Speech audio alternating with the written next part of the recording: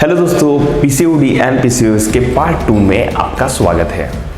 अगर आपने पार्ट 1 नहीं देखा है तो please go and check it out, link is in the description.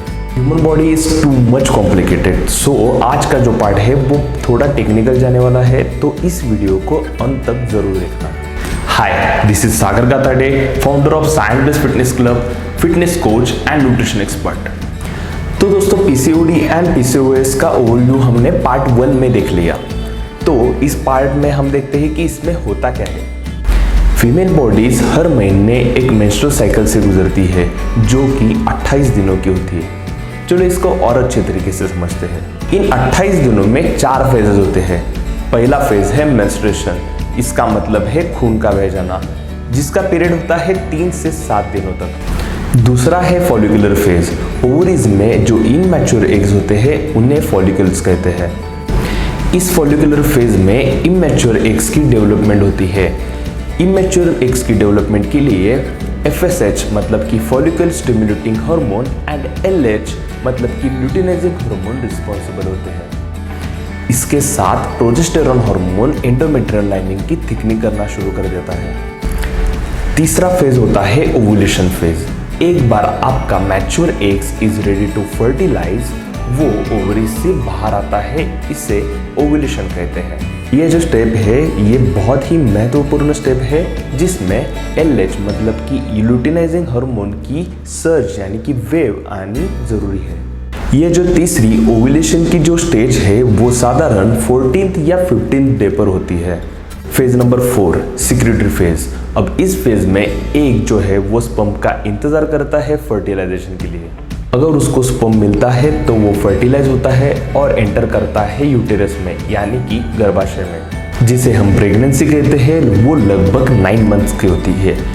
अब ये प्रेगनेंसी को मेंटेन करने के लिए बॉडी में प्रोजेस्टेरॉन हार्मोन होना जरूरी होता है। अगर एग को स्पर्म नहीं मिलता है तो वो एग एंडोमेट्रियल लाइनिंग के साथ वजाइना से बाहर निकलता है, जिसे हम नॉर्मल मेंस्ट्रुएशन कहते हैं। अभी तक हमने देख लिया कि टोटल फेजेस कितने होते हैं, उसमें कौन से हार्मोन रिस्पॉन्सिबल है और नॉर्मल मेंस्ट्रुअल साइकिल कैसे होती है। अब देखते हैं कि पीसीओडी और पीसीओएस के केस में क्या गलती होती है। पीसीओडी और पीसीओएस के केस में एलएच हार्मोन मतलब कि ल्यूटिनाइजिंग हार्मोन की अबनॉर्मेलिटी की वजह से फॉलिकल्स इमैच्योर रहते हैं।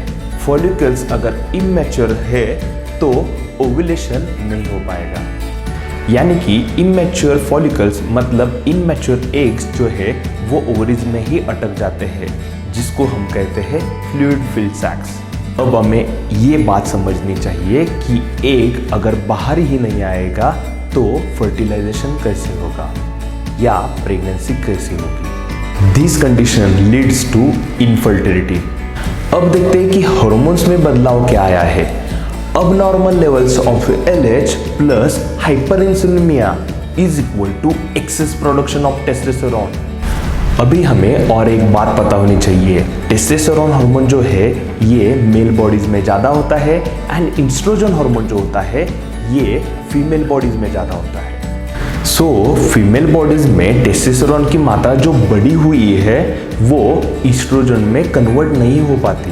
एलएच हार्मोन मतलब कि ल्यूटिनाइजिंग हार्मोन की अबनॉर्मेलिटी और इंसुलिन की ज़्यादा मात्रा से बॉडी के बाकी के हार्मोन्स भी डिस्टर्ब होते हैं, जैसे कि more production of testosterone and less conversion of estrogen. नतीजा irregular periods, facial hair growth, excess body fat, excess body hair growth, acne, dark circle, dark skin patches and difficulties in getting pregnant. Solution: correct nutrition and correct exercise. Wait for part 3.